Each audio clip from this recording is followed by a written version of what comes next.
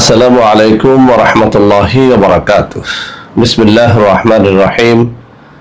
আলহামদুলিল্লাহি রাব্বিল আলামিন ওয়াল আকিবাতু লিল মুত্তাকিন ওয়াসসালাতু ওয়াসসালামু আলা নাবিয়্যিহি মুহাম্মাদিন ওয়া আলিহি ওয়া আসহাবিহি আজমাইন। আম্মা বা'দ।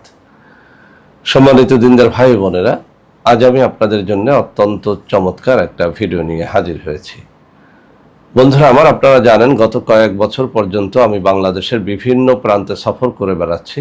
আলহামদুলিল্লাহ, যেখানেই যাচ্ছি অসংখ্য অগণিত ভাই ও বোন আমার সাথে দেখা সাক্ষাৎ করে তাদের নানা রকম সমস্যার কথা তুলে ধরছেন। আমিও আমার সাধ্যানুযায়ী তাদের সাহায্য করার চেষ্টা করে যাচ্ছি। বন্ধুরা আমার, আল্লাহ রব্বুল আলমিনের কাছে এই প্রার্থনা করি, আল্লাহ রব্বুল আলমিন যেন আমাকে আমৃত্যু মানুষের খেদমতে নিয়োজিত রাখেন, আমিন। বন্ধুরা আমার, আমরা যখন বিভিন্ন এলাকায় সফরে বের হই, নানান মানুষ নানান কষ্টের কথা আমাদের সাথে শেয়ার করে থাকেন। তো বন্ধুরা আমার, ইদানিং অনেক ভাই ও বোন, বিশেষ করে অনেক বোনেরা তাদের স্বামীর পরকীয়া নষ্ট করার কোরআন সম্মত হাদিস সম্মত কোনো সহি আমল নিয়ে আমাকে একটা ভিডিও শেয়ার করার জন্য বারবার রিকোয়েস্ট করেছেন।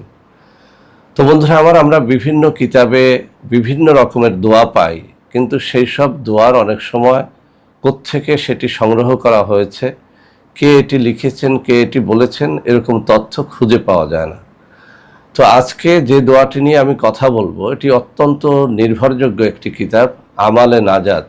এছাড়াও আল্লামা ইবনে জাওজি রাহমাতুল্লাহ আলাই কর্তৃক রচিত কয়েকটি গ্রন্থের মধ্যে পবিত্র কুরআনুল কারীমের একখানা আয়াত দিয়ে একটা দোয়া শেখানো হয়েছে, যেখানে পরীক্ষিতভাবে বলা হয়েছে স্বামী যদি তার স্ত্রীর পরকীয়া নষ্ট করতে চায় অথবা স্ত্রী যদি তার স্বামীর পরকীয়া নষ্ট করতে চায়, এর থেকে পরীক্ষিত আর কোনো আমলই হয় না। বন্ধুরা আমার, এক শব্দের দোয়া বা দুই শব্দের দোয়া, ছোট্ট কোনো দোয়া মুখস্থ করাও সহজ, আমল করাও সহজ। তবে আজকে যে দোয়াটি আপনাদের সামনে উল্লেখ করব, এটি পবিত্র কুরআনুল কারীমের সূরা রোমের 21 নম্বর আয়াত।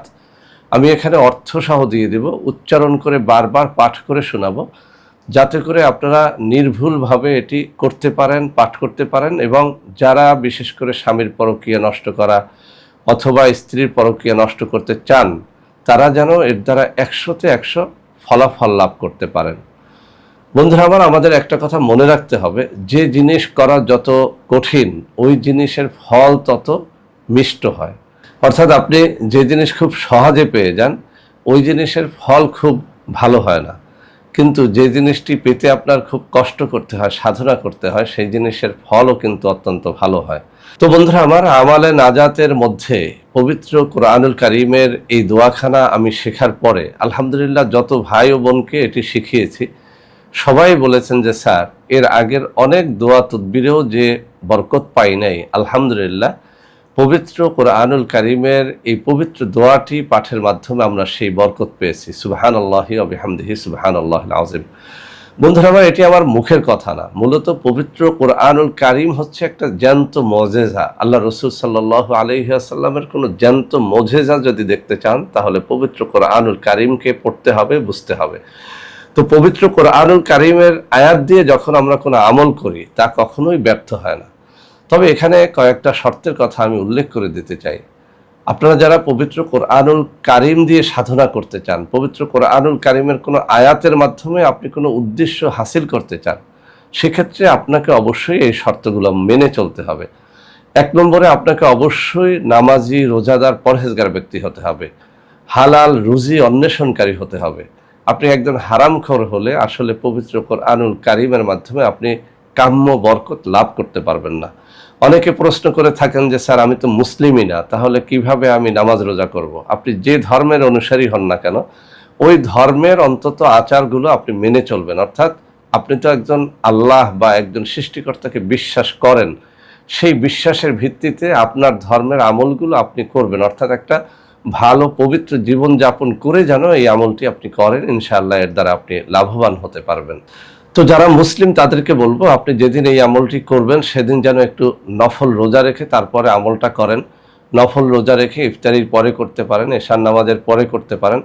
অথবা যদি নফল রোজা আপনি না রাখতে পারেন, তাহলে অন্তত ভোররাত্রে 2 রাকাত তাহাজ্জুদের নামাজ পড়ে একটু কান্নাকাটি করে আল্লাহ রাব্বুল আলামিনের কাছে আপনার মনের কথাটা প্রকাশ করে তারপর যেন আমলটা করেন। তো বন্ধুরা আমার, এবার কথা না বাড়িয়ে আমি আমলটা আপনাদেরকে শিখিয়ে দিচ্ছি।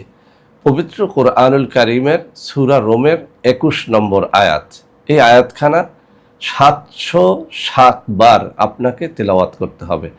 প্রতি একবার পড়ে একবার ফু দিতে হবে। আমি আবারও বলছি, 707 বার পবিত্র কোরআনুল কারীমের সূরা রোমের 21 নম্বর আয়াতখানা আপনাকে তেলাওয়াত করতে হবে। প্রতি একবার তেলাওয়াত করে একবার ফু দিতে হবে। কোনো মিষ্টি দ্রব্যের উপরে ফু দিতে হবে। যদিও বিভিন্ন কিতাবে এরকমও এসেছে যে আপনি যে কোনো খাদ্যদ্রব্যের উপরে আপনি ফু দিয়ে আপনার স্বামী পরকীয়া করুক অথবা স্ত্রী পরকীয়া করুক, এই আয়াতের মাধ্যমে আপনি যদি ফু দিয়ে ওই খাবারটি তাকে খাইয়ে দেন, তাহলে সে দুটো কাজ দিবে। 1 নম্বর কাজ হচ্ছে সে প্রাণপণে আপনাকে ভালোবাসবে। অর্থাৎ স্বামী যদি স্ত্রীকে খাওয়ায়, স্ত্রী ওই স্বামীকে কোনো দিন ভুলে যাবে না, স্বামীর জন্য পাগল থাকবে। আবার যদি স্ত্রী স্বামীকে খাওয়ায়, তাহলে ওই স্বামীও ওই স্ত্রী ছেড়ে কখনোই যাবে না, প্রাণপণে ওই স্ত্রীকে ভালোবাসবে। তো যে যার জন্যই করেন না কেন, সুন্দরভাবে কাজটা করবেন, রোজা রেখে কাজটা করবেন, ভোররাত্রে তাহাজ্জুদ পড়ে কান্নাকাটি করে আপনার দিলের কষ্টের কথা আল্লাহ রাব্বুল আলামিনের কাছে প্রকাশ করে তারপরে কাজটা করবেন। তো এখন আমি আপনাদের সামনে সূরা রোমের 21 নম্বর আয়াত তেলাওয়াত করে শোনাবো। আমি বারবার রিকোয়েস্ট করব আপনারা যেন আমার এই তেলাওয়াতখানি অন্তত 100 বারের মতো শোনেন, কেননা আমাদের দেশে পবিত্র কোরআনুল কারীম সহিহ শুদ্ধভাবে তেলাওয়াত করতে পারে এমন মানুষ খুব কম। আমি যেহেতু হাফেজে কোরআন, আলহামদুলিল্লাহ সহিহ শুদ্ধভাবে কোরআন আমরা ছোটবেলায় শিখেছি, আমি আয়াতখানা বারবার তেলাওয়াত করে শোনাবো। আপনারা এখান থেকে বারবার প্লে করে ওই অংশটুকু শুনে শুনে মুখস্থ করে ফেলবেন। দেখে দেখে নয়, শুনে শুনে মুখস্থ করে ফেলবেন। এরপরে সহিভাবে যখন আপনি শিখে ফেলবেন, তখনই এই আয়াতখানার দ্বারা আপনি এই আমলটি করবেন।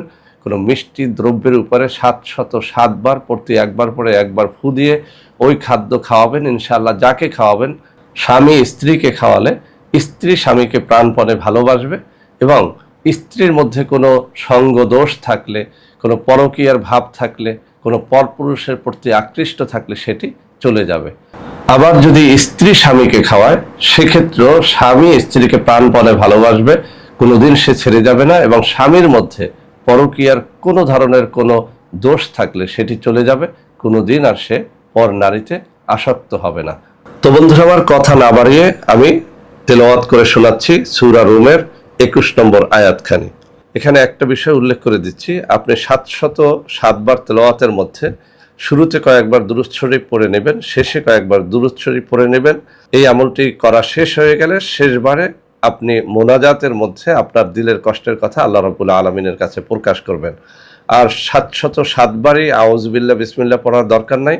শুরুতে আপনি আউযুবিল্লাহ একবার, বিসমিল্লাহ একবার পাঠ করে তারপরে তেলাওয়াত করবেন। এরপরে প্রতিবারে শুধু আয়াতখানা তেলাওয়াত করলেই হবে, আউযুবিল্লাহ বিসমিল্লাহ পড়ার বারবার দরকার হবে না।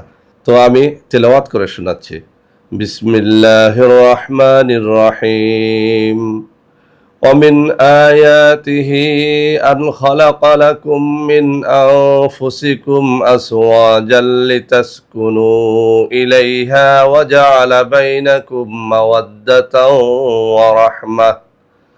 বন্ধুরা আমার, যখন পাঠ করবেন দিলটাকে আল্লাহর দিকে রুজু করে চোখে পানি এনে কান্না করে পাঠ করার চেষ্টা করবেন। আপনি যেন আল্লাহ রাব্বুল আলামিনকে দেখছেন, আপনি যেন আল্লাহ রাব্বুল আলামিনকে দেখে দেখে আপনার হৃদয়ের কষ্টগুলো তার কাছে প্রকাশ করতেছেন। আপনার মনের কষ্ট নালিশ আপনি স্বয়ং আল্লাহ রাব্বুল আলামিনের কাছে দিচ্ছেন। এভাবে পাঠ করবেন।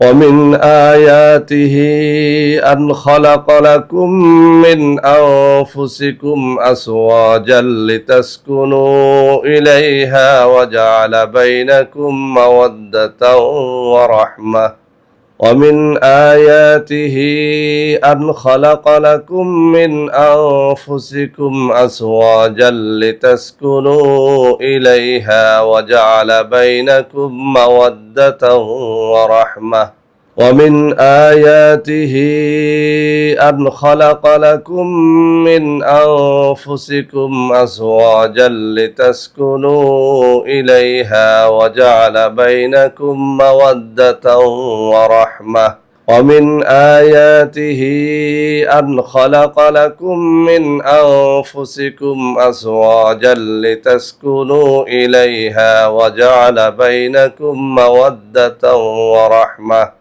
আবার ফুদিবেন আবার পড়বেন ومن آياته أن خلق لكم من أنفسكم أزواجا لتسكنوا إليها وجعل بينكم مودة ورحمة আবার ফুদিবেন আবার শুরু করবেন ومن آياته أن خلق لكم من أنفسكم أزواجا لتسكنوا إليها وجعل بينكم مودة ورحمة আবার ফুদিয়ে আবার শুরু করবেন ومن آياته أن خلق لكم من أنفسكم أزواجا لتسكنوا إليها وجعل بينكم مودة ورحمة তো বন্ধুরা আমার, আমি যেভাবে পড়ে শোনালাম আপনারাও চেষ্টা করবেন যখন পাঠ করবেন আপনি যেন আল্লাহ রাব্বুল আলামিনের সামনে উপস্থিত আছেন,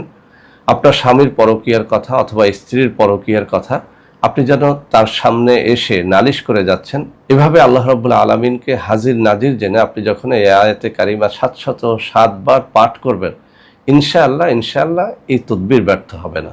তো বন্ধুরা আমার, যাদের স্বামী কিংবা স্ত্রী পরকীয়ায় লিপ্ত আছে অথবা স্বামী কিংবা স্ত্রী পরস্পরের মধ্যে ভালোবাসা নেই, ঝগড়াঝাটি হয়, কোনোভাবেই সংসারে শান্তি আসছে না, তাদেরকে বলবো একটুখানি কঠিন হলেও এই আয়াতখানা যেন মুখস্থ করে শুদ্ধভাবে তেলাওয়াতের মাধ্যমে এই তদবিরটি করেন।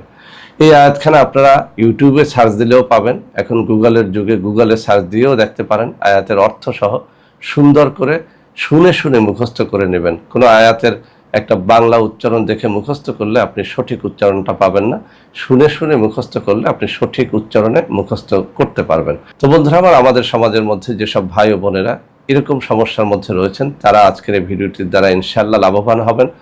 আপনাদের আত্মীয় স্বজনের মধ্যে কেউ এভাবে আক্রান্ত থাকলে তাদের মধ্যে ভিডিওটি শেয়ার করে দেবেন।